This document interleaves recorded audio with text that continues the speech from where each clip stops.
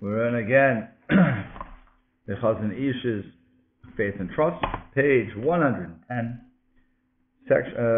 section 23. He continues to say, and so we are facing the question of what a Torah scholar is and what this title demands of him. What is his essence and what is his special strength? So the Ramah, again, that's Rav Moshe Isserles, who would be the one who was ruling for the Ashkenazic Jewry in those days, and also for us even to this very day.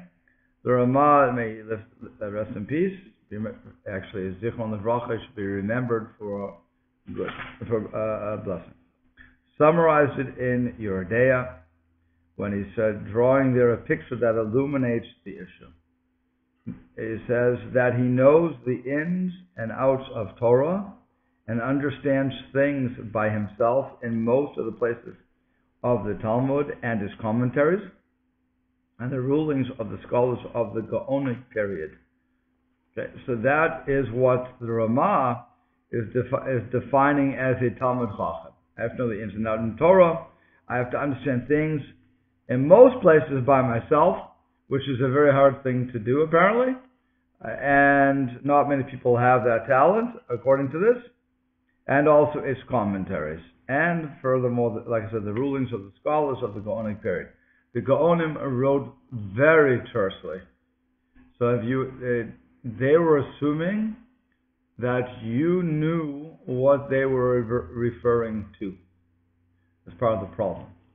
So it's so if somebody can understand what they are writing many times, it's proof that they are Talmidei Chacham, that they are Talmudic scholars.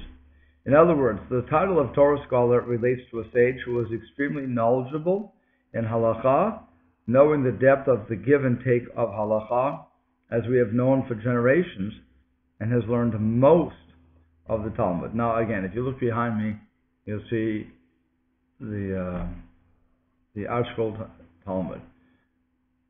It's really only 20 volumes. They made it 75 or 76 because they for each page, I think it's like 7 or 8 things they've cut it into. But if I would have 20 volumes of the Hebrew, he is saying that you know most of them, not all of them. You would know all of them. That's not necessary according to this, but he's saying most of them. If you know most of the Talmud and have the ability to learn the rest. Okay? Mm-hmm. And if he is not learned in this, even if he has learned the non-halachic parts of the Talmud and the books of moral teachings, as long as he does not know how to discuss halacha in most of the places in the Talmud, according to halachic authorities, he is not considered to be a Talmud scholar, and therefore he is not exempt from paying taxes according to Jewish law.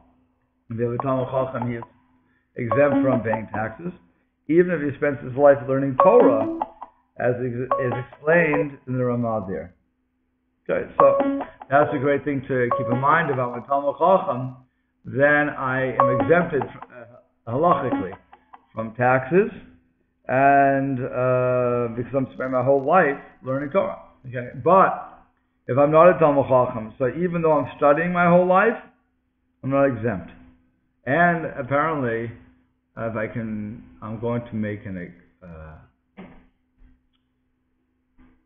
extrapolation here, but it would seem that you wouldn't have all the rights of the Talmud Chacham either. If a person is a Talmud Chacham and he owns a business, we let him open up first, and nobody else can open up, so they'll come in, they'll buy, they'll support him, and then after 2-3 hours, so we can open up our stores, and because he's going to close down and go back to learning.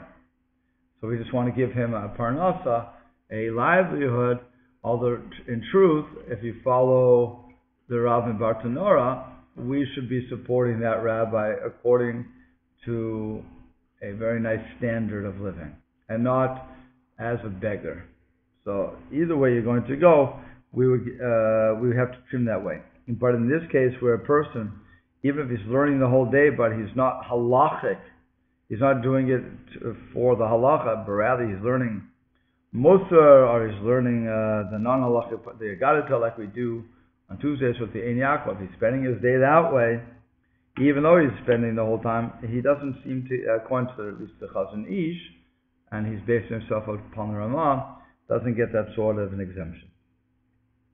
Shlomo, the King Solomon, was also called the Chacham, wise, as in a Talmud Chacham, the Torah scholar by Hashem, when he instituted Eruvin, that which allows us to carry on Shabbos, and Netilat Yadayim, the ritual hand washing.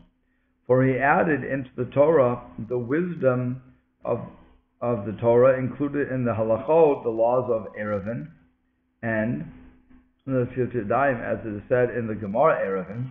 When Shlomo instituted Eruvin and Netilat Yadayim, a heavenly voice was heard to say, "My son, if your heart is wise, my heart will be glad as well." Okay, so Eruvin is not such an easy tractate, by the way, because you have to know a lot of things in order to erect an Eruv. It's not just simply putting up a string on poles. You have to really understand what the dynamics are behind that. And once you do, so then you can decide whether the field is Eruvable, is such a word, or the area that you're going to, is it a public property, or is it a Carmelite, a semi-private, semi-public? What exactly am I trying to make into a private domain? If it's a public domain, a real public domain, then there's no way I can turn it into a private domain. So I cannot put an Eruv up, it won't help. Which is the whole argument about New York and other places like that. Well, how does that work here? Here, there's not enough people in the entire state. No, but it's there are people, but here you don't have here it's considered a Carmelite. It's considered a semi-private, semi-public. So therefore, we can make it private. Okay. That's how it works. But if you have, like they do in New York, the city, or Flatbush, Borough Park, Brooklyn, so there you have literally millions of people walking through the area on certain roads, so that makes it so that the road is a truly public area. And therefore you cannot, according to some opinions, make that a private area. I'm not sure that everybody agrees to that, but I know that that's what Rav Moshe was saying. One of the reasons you quote that you could not. So I think actually everybody agrees. A truly public place you cannot turn into it. The question is, is it truly public or not? That would be the question. City, just about. No. It all depends on how many people are walking there. So that's the question. It all goes according to that. I mean, how many non-Jews are walking through there? 100 people. 100 people. Period. People. Okay. So yeah. So yeah. So then he continues to say, and in the Gemara Avodah Zarah it says, the words of your beloved, and Rashi explains that means the words of the sages, are sweeter to me than the wine of Torah. Meaning that the sages added on decrees and upheld the various issues with many halachot based on exacting perusal and deep understanding. And the Jewish people prides itself that the words of the sages are sweet to it. Because what could easily happen is one could look at the rabbinic injunctions and enactments and say, why should I follow them? Who left and gave and made them the boss? Without knowing that the Torah actually did that, but we many times when we're looking at halachic problems, in halach it says this is only rabbinic. So it's interesting that within the rabbinic literature itself, it will say this is only rabbinic. In other words, the rabbis made this enactment. It's not a biblical injunction. So therefore, if I have to break a rabbinic or a biblical injunction, The one I'm going to break is the rabbinic. I don't want to go to the biblical, because the biblical is what God set down. The rabbis created these rules in order to make a fence around the Torah. So that it's not good to breach the fence, but if I'm in a no-win situation, better to breach the fence than to actually break the real thing. Okay, so that's why when it says in rabbinic literature, such as the halacha, where it says this is only midrabanan, this is only from the rabbis, it doesn't mean that we should treat it lightly. What it means is that we have to treat it with deference, but if I have to make the decision of which I'm going to break, I should understand that that's the first line of defense. I should never be breaking the Torah under any circumstances, except for murder, adultery, and idolatry, which I'm not allowed to do even to the point of death. But otherwise, everything else, I should maintain the Torah. Have the rabbis told me to break the law, and we understand that they are given that authority also, so then we have to listen to them too. And the fact that we don't rebel against them, and that's what he's saying, is we're saying how sweet the sages were, and how sweet their words were. We are showing our respect and love for them. That's what his point is here. Indeed, the glory of a person learned in halacha is not justified unless his wisdom is preceded by the fear of heaven, Yirat Shamayim. You have to have this fear of heaven, which means, if I follow the Bali Musa, it means a tremendous respect for God. Not that I'm afraid of that God is going to punish me, but the mere fact I have respect, and I wouldn't want to lose God's respect for me. I want God to see that I really care. So that's the sort of fear of heaven that we have. So Torah wisdom cannot exist in the senseless heart, for the principal grasp of it lies in the refinement of the soul, as it rises above the desires of mortal human beings and roams through the higher worlds, tasting the flavor of the desire for the source of wisdom, namely Hashem, in the Torah, craving for endless understanding, delighting in wisdom, and feeling rapturous. There is no wisdom of Torah without one's intellectual abilities merging with the sense of the fear of sin. Again, I have to be not afraid of sin, because I'm afraid that's never a good midah, that's never a good trait. I have to respect the sin. In other words, when I say that, I mean that you have to respect that you could always fall into it, into the trap. Because when we think we will never fall into those traps, then we're always going to be set up for that. If we think we're above, that's why it says in Pirkei Avot, Al ta'amen ba'atzmecha ad yom motcha. Do not trust in yourself until the day of your death. You can always trip up. And that's the respect that you have to have for that sin. It's very enticing. Anything forbidden is very enticing. We learn that from all literature. Even though you normally wouldn't care about it, if it wasn't forbidden to you, you wouldn't even look twice. But the fact that it's forbidden to you is what makes it so tantalizing. Titillating. Is it also tantalizing? Okay. Well, but that's what he's saying. Okay. So this combination is a desired state of the Torah scholar all his life. Indeed, Torah and fear of heaven are like matter and shape, which together make up material reality. Whoever has not perfected his fear of heaven, even if his powers of thinking are sharp and polished by nature, I guess he's playing chess all day, so will not merit to possess the complete Torah, for his way will be full of obstacles and deviations from the truth. And if you really want where he could be pulling that from, just look at Aristotle and that group. Any philosopher who will philosophize so much so that they can't open the door because they don't know if the door knob is real. They know the old expression of I think therefore I am. That's only for you. But I was told one time that there was a whole argument about the doorknob. How do I know the doorknob is there? How do I know there's not my imagination of my mind, whatever you want to say? And so they philosophize about it so much that never open the door. You and I open the door. Big deal. Even if it is our imagination, we let our imagination go with it, and reality works. But that's what the problem is. If all I have is this power of thinking, and I'm polished, and I'm really good, I can get out of any argument, or I can make any argument.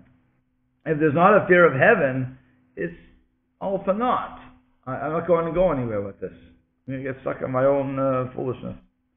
As our sages said, such a person is not able to arrive at the true ruling in a case, for the inner light that accompanies the light of the intellect, smoothing out all the creases and allowing one to reach the refined truth, is pure fear of heaven. Whoever lacks that fear is lacking the feeling of refinement of the soul and the taste of glory of heavenly wisdom. His brain lacks the power to differentiate between truth and falsehood, and in spite of his wisdom, he will err in all his judgments. You have to really think about this. It's an amazing thing. The power of recognizing that there's a God above you. Without God being above you, you can make all these crazy decisions. You may not. You may make good decisions. But without the fear of heaven to guide you, without the recognition and respect, there's a God who cares about us and who wants us to be the best we can be. Use the armed forces in motto. Okay? An old one, to be sure. Say it again? That's an old slogan, to be sure. Right, okay. But that is what God wants. So if I have that in mind, if that's my beacon, to use the Ramchal's language, if that's my beacon, that I'm always seeing what God in front of me, and I'm using that reality that Hashem cares about me, so then I'm learning. Why am I learning Torah? In order to observe the Torah. Again, it comes back to that. So if I'm going to observe the Torah and I'm seeing the absolute majesty of the Torah and how much insight I could get to everything I'm looking at, the depth of nature and so much more, that is going to help me differentiate between truth and falsehood. Because I'll learn when an argument is good and when an argument is fallacious. I'll know how to determine that, but I'll also know that if the aim of the argument is to drive me away from God, then it's not true either. Because no argument should be able to drive me away from the one who created everything. If it does, it's falsehood. And that's what he's getting to. Of this matter, it is said, the beginning of wisdom is the fear of heaven. And for that fear constitutes the deep understanding of the heart, enabling one to detect the light of sweet wisdom and deep understanding in all its pleasantness. This fear, this respect, again, I don't like the word fear so much, but this fear of respect participates in the study of any halachic issue, blending with knowledge and understanding in order to polish it, enable one to love truth, and to forsake all crooked and erroneous ways of thinking. By the way, the one thing that I have to say about the word fear in this situation, many of the rabbis in the Talmud always would state that they feared making a mistake in the ruling. Because what happens? If I rule incorrectly, you ask me a question, and I rule incorrectly, your sin, you're doing a sin right now, falls upon me. So I'm very afraid of the system, because here I thought I was doing it correctly, then I find that I didn't do it. Let's say years later I find that I didn't do it correctly. All of those times that you were doing something which you asked me and I answered according to my knowledge at that point, I was wrong. And therefore you were wrong, are wrong, will continue to be wrong. So I don't know who I spoke to anyway. So now every time you're doing something based upon my decision, I'm being punished for, or I'm getting some of that headache. Okay, punished is, I guess, would be the word for that. So I have to have, again, that fear or that respect for the law. And by the way, what would that do if I have fear and respect for the law? You come to me and ask me a question. So I can either shoot from the hip, to use that sort of language, or I can say, you have to wait, I consult my trusty books behind me. Then after I see that, normally the question will not exactly fit what's being written normally, because there's some nuances here. That's the point of it. So then I should call somebody else and say, let me ask you, this is what I'm thinking should happen. Does it sound right to you? There was somebody else who was hopefully a better wisdom than me, but even if they're equal wisdom to me. Somebody of one of my colleagues, I should do that. I'll throw it up to a couple of colleagues and have a whole discussion. And then come out with a decision. That's showing that I have a respect for the law. As compared to, I just opened the book, it says, I think it says that this, fine. You need to know I feel pressured by you, so I give you an answer. I'm no better than, actually I should be as good as Saul. But at that point, what was King Saul's problem? He listened to the people. He felt the pressure of the people. And that's why he was punished and ultimately lost the whole kingdom.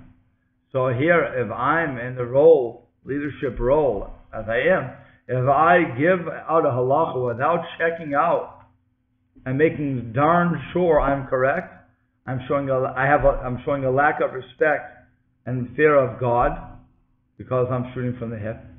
That's not a good situation.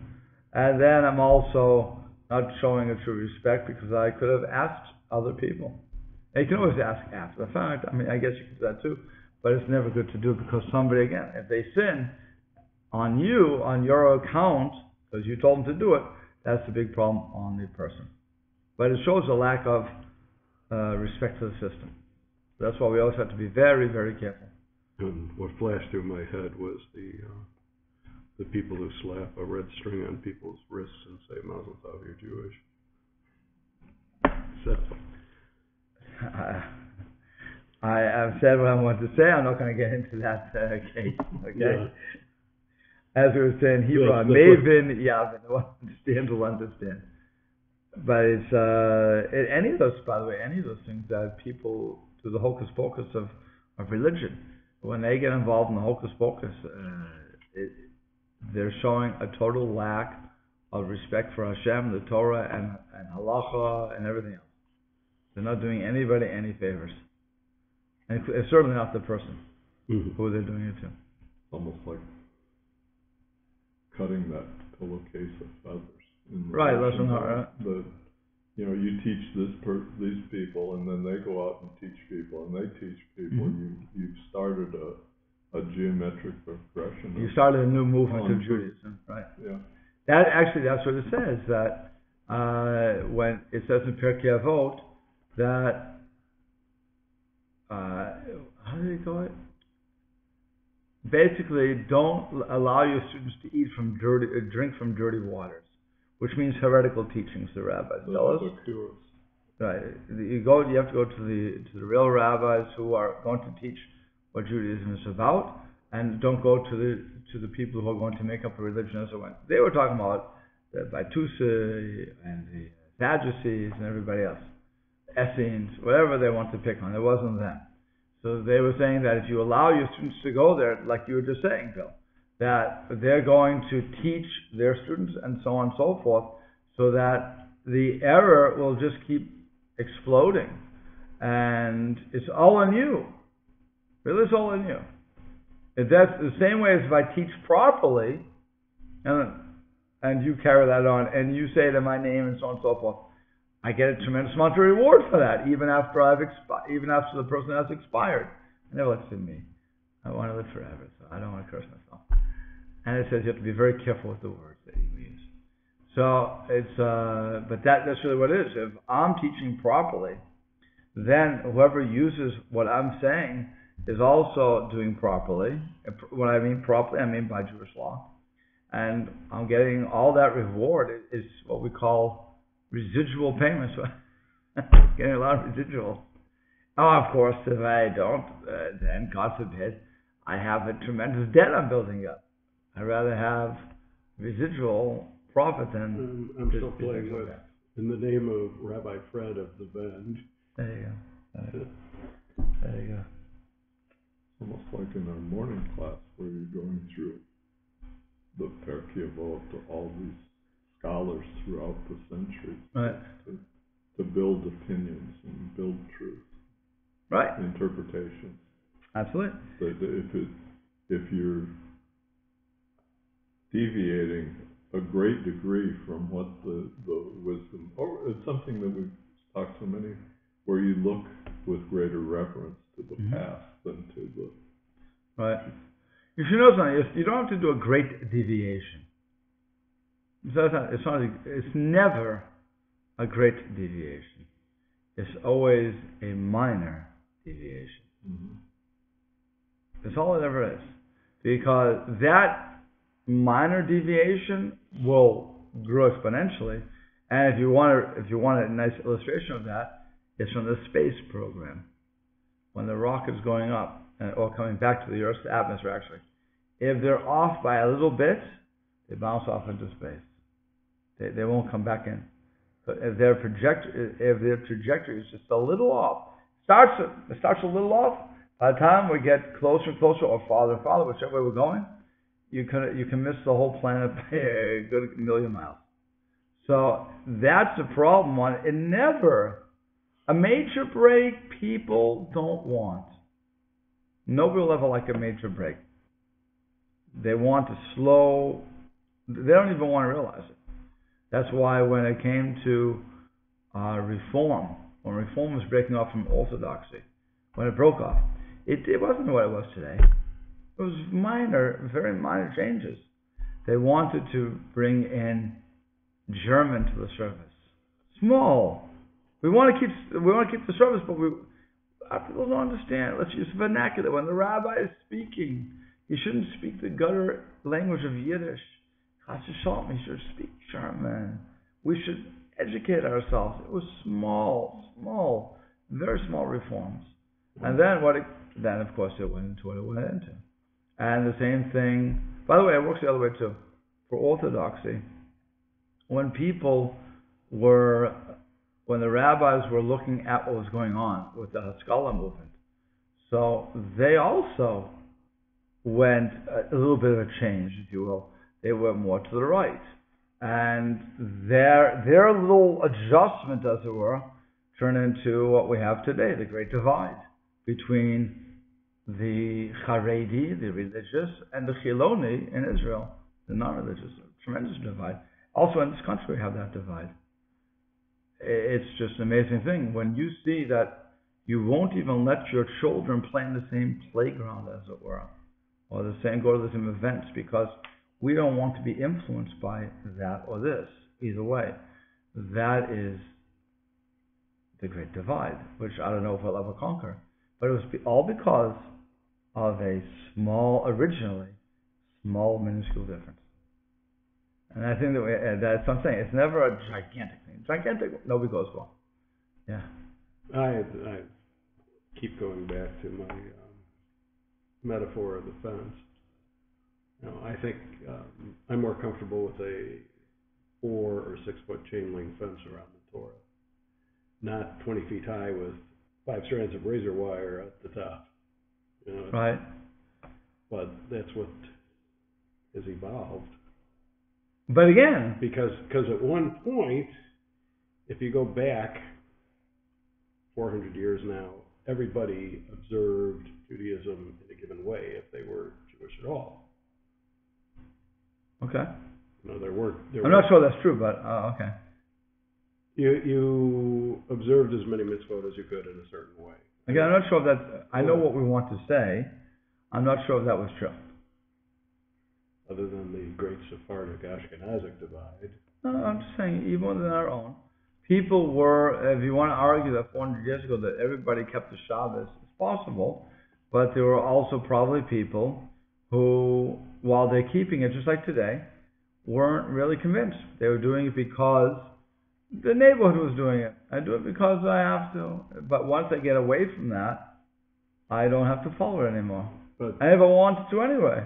But it wasn't the thing where you have the codified movements.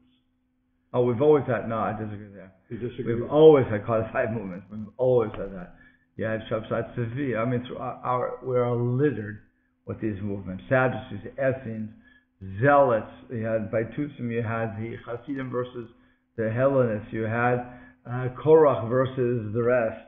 We've always had somebody out there who was disagreeing with what we call today the Perusian, the Pharisees, us, the Orthodox. You've always had that. There's never been a group that was said, oh no, we're happy with you. Karaites were for a long time. They still exist. I mean, they're not a major movement in the world, but they still exist. You have all these groups. I mean, once you have, in Moshe's time, you have Korach. Yeah. You can't ask for a better break off than that, really. Okay. That's telling us from the very beginning that we're in trouble. I'll accept that. Everything I know is wrong. Right. All right, because people want to, everybody wants to look back to Europe and beyond and say, oh, it was such a beautiful life, idyllic. Just like the, what's his name? The king, Round Table. King Arthur. King Arthur. It was a beautiful time. People dying. They're being killed. It was a beautiful day. It was the Camelot. Camelot never existed. The bubble. It never existed. We always had headaches. We always had people breaking off. We've always had people doing what they want. And why? Because he would argue, the Chazon Ish would argue, and I'm not saying I disagree with him, is that there was no fear of heaven, or there was a minor fear of heaven. There was a lacking in the fear of heaven, And again, fear of heaven, I hate the word because doesn't represent what Yirat Shamayim means. It's a respect, it's an understanding that I'm serving somebody greater than me. I'm subservient to that being. And I have to listen and why? Not because the Greeks, gods who are going to kill me and play chess with me all day long, but because this is my Creator. And my Creator knows what's best for me. And my Creator doesn't want anything bad to happen. He gives me all the rules I have to follow in order to live a good life. And if I just followed them and understood that everything is from God, even the sickness and being, God forbid, being poor or being rich. Either way. You have, and I'm not saying God forbid for being rich, but for those who are rich, they also have a makkah. They have a plague. It's called, people come to your door every 2 seconds saying, I need money, I need this, I need that. Thank God. I mean, look, I don't know. I'm told there's no middle class in this country anymore. I don't believe that, but okay, fine. But when people come to my house, they're not expecting me to give millions of dollars. What they're expecting from me is to listen to the story, give them a decent check, maybe 18, something like that, and they're at least hoping for that, and that's it. But when they go to other people's homes and they see the mansions they're living in, I'm going for $18 from you. I'm going for a couple of hundred, 1,000, and assuming you can do it. And I always tell my kids, they can live in the biggest house in the world. They can have 5 Cadillacs. They can be on TV. They could also be the biggest people that are in the largest debt you've ever seen in your life. You never can judge a book by its cover. Somebody can be a big blowhard. My father used to tell me when they're bragging, really don't listen because they're covering something up. You don't know what's happening. The guy was crying constantly. And count on your check every time. Because he really has, but he doesn't want anybody to know. Now, does everybody fall into that category? I don't know. I hope, I would hope not. I hope people don't have to brag about it, but I also hope that the people who are crying really sometimes are sincere. That, they really don't have. Because they're going to cry. Unlike people just say, Kam zu tova, thank God, whatever I have, I'm happy with whatever God gives me. That's how we should have to be. Rich or poor, a shrew as a wife, or whatever the case is going to be. Comes with the Torah. You never know why God gives us these things. And again, that's part of that Yirah Shamayim. And when people start looking and saying, it's not fear, F-A, for those people who listen, F-A-I-R. It's not fair. It's not fair. He gets it, but I don't get it. I don't know what's fair or what's not fair. But it's ridiculous to start looking at, I don't know what you did to deserve what you're getting. Again, your riches may be the worst thing that ever happened to you, and your poorness may be the worst thing that ever happened to you. Your middle class may be the worst thing that ever happened to you. It says, when we say this, we're going to say it this week in the Torah portion, when Israel got fat, they rebelled. We don't rebel when we're not, we don't have things. That's when we understand. If we're too poor, we rebel. If we have just the right amount, we don't rebel. We recognize it's from God. If we have too much, we get fat, we think, I did it all myself. But would it spoil some vast eternal plan? And the answer to that, as I said many times, is yes. Because the vast eternal plan is all about you, particularly, and me, particularly in God's eyes. So yes, He knows exactly what we need to get to our level, and maybe a little higher. And if we would have that riches, or God forbid the other way, the poor, or whatever, these tribulations, and God forbid, I don't curse anybody, we should all live a good life. Okay? But those actions that happen to us, they are specifically for us. God created a diet for us, and all we have to do is follow it, and we will get to the spiritual level we need. The problem is that we don't like to follow the regimen. We don't. But I'd be willing to put up with the headaches of wealth. So I get it. I hear. As we all would. We all said we would, but I get it. God doesn't give it to us. So it must mean that it would destroy us. And by the way, if you think about it, you see some people who try their best. They do everything by the book that would normally make them the money, and it's failure after failure after failure. And you have to say, Master of the universe, what's going on? I'm doing what you told me to do. Why aren't you giving me this? When everything works against you, you have to recognize that's from God. If you've done everything you possibly can, you have to recognize that's from Hashem.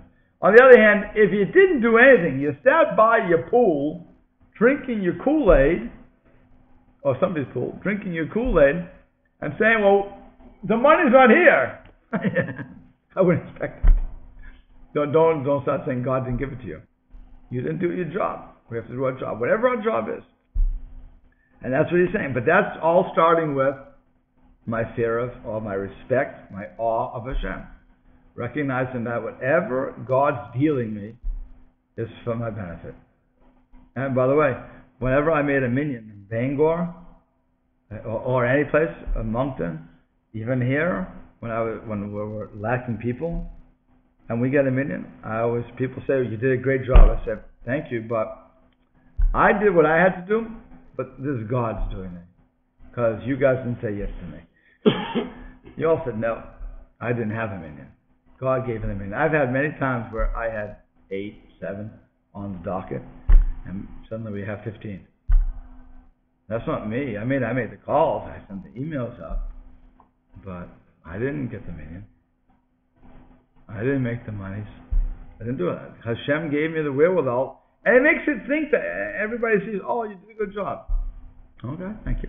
Thank you for the compliment, but you should know it's all from Hashem, not from me.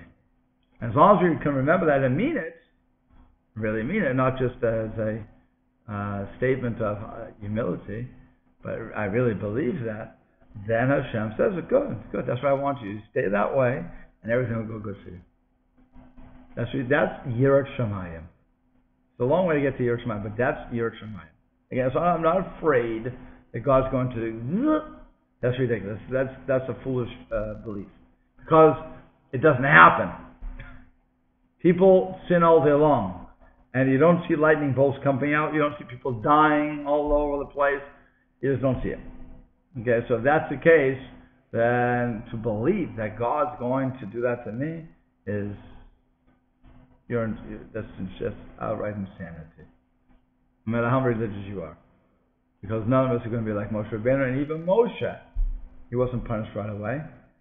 He had to live for at that point, at least another year before he would die. Because he sinned when he was the 40th year. That's when everybody started to die. He saw his sister die. He saw his brother die. Then he had to die. But if he's going to be that, you made a sin and God's going to take care of you right away. Okay, so then you should get zot right at that point. It doesn't work like that. We're here for a reason. And that, again, that's a fear of having. If I use that respect of fear, however you want to explain Yirat Shamayim, then I can learn halacha properly. Then I'm going to give up proper decisions. Because I know who I'm working for. And I'm be very, very careful when I'm telling you what the halacha is. Understand? That's why he's pushing that so much. Okay. So where were we? Good question. So of this matter that is, I think, second paragraph. The third paragraph. Third? Okay. In Yevamo, it says, whoever says, I have only the Torah, does not even have the Torah. For it says, and you shall learn and you shall do. Whoever is involved in doing is involved in learning. Whoever is not involved in doing is not involved in learning. Again, the main thing of Torah is to observe, not just to learn. In the Yoredeya, it says, a Torah scholar who is lax in his mitzvah observance and does not possess fear of heaven is the lowest of the community. Okay? The term Torah scholar mentioned here is referring to external aspects, that he has learned much and has served as an apprentice to his teachers. But there is no doubt that his Torah is not fully clarified and his conclusions are not true because he is missing the main aspect, the fear of heaven. In the tractate of Shabbat, it says, when a person appears before the heavenly court, he is asked, were you trustworthy in your dealings, your business dealings? Did you involve yourself in Torah argumentation? Were you able to infer one thing from another? And even so, if he replies in the affirmative to all the questions, if the fear of heaven, if the fear of Hashem is his treasure, then all these things will stand in his merit. But if not, not. Okay, so why would a person keep the Torah if they don't have a fear of God? They don't have the respect for God? Because, again, they're living in that area. It's worth it for them to do it financially, and that's about it.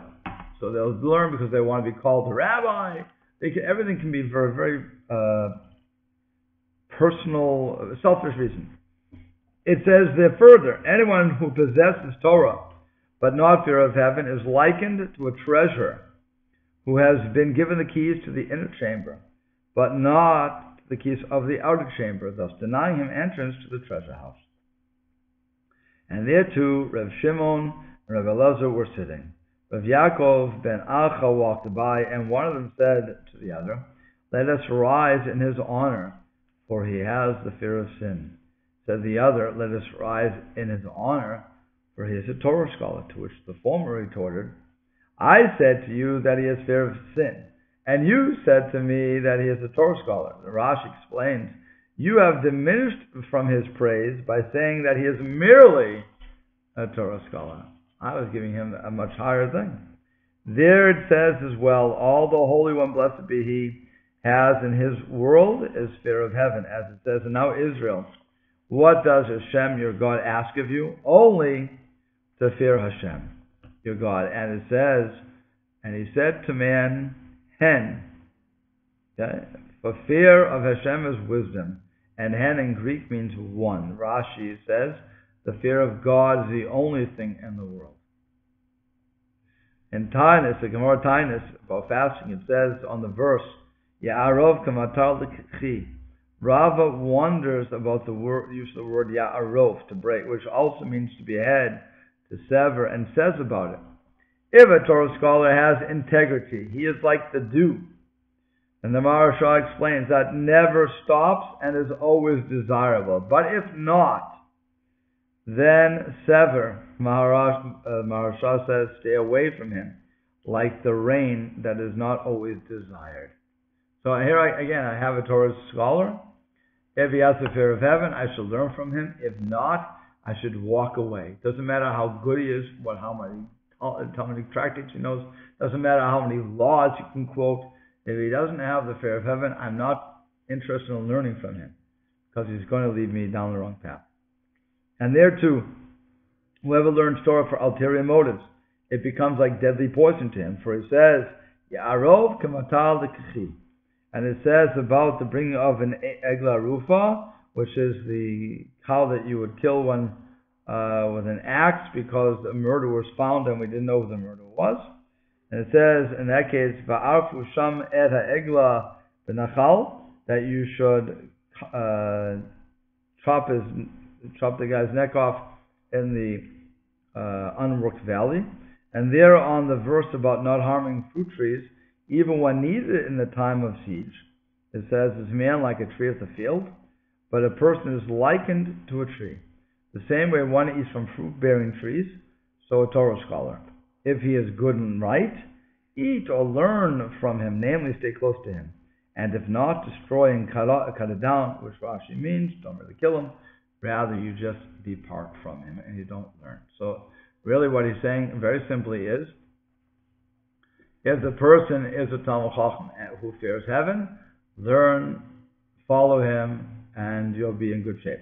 On the other hand, if he's just a Talmud Chacham, but notice he's learned, he can quote things back and forth, but he has no fear of heaven. You see, he's not doing what he's talking about. Walk away. Don't even bother following him. Don't think you can learn something from him, because it's just going to be to your detriment. Doesn't that kind of define an epikoros as well? Yeah, that would be an epikoros, definitely. But that would I should say it could define one, but it could also be defining somebody who just wants to be a teacher or a honorable gentleman. So he does what he learns what he does, but you see from talking to him that he only did it for that purpose. And you can sense that. By the way, if you read books, you read the introduction to books. I always say this. You can see right away where the person's bent is. I was reading a history book, and when I read the introduction first, and I saw exactly where he was coming from. So the fact that he will quote some things properly doesn't mean that I'm going to take the book too seriously, because he's coming from the totally wrong perspective as far as I'm concerned. But again, so I'm reading it just so I can get some sources that I wouldn't get anywhere else. Fine, but and even, by the way, he would say this wrong. The Chazon Ish would say you shouldn't do that. If somebody is not a Talmud Chacham with the proper credentials, namely fear of heaven, then he's going to give you a slight. Again, it's always a slight difference in the halakha. You can say, wow, what a brilliant way to interpret that. And I'm going to run with that. Of course, I heard a little bit. Now I extrapolate to where I want to go. And I'm off the derech. Mm-hmm. So that's what you have to be very, very careful for. Okay.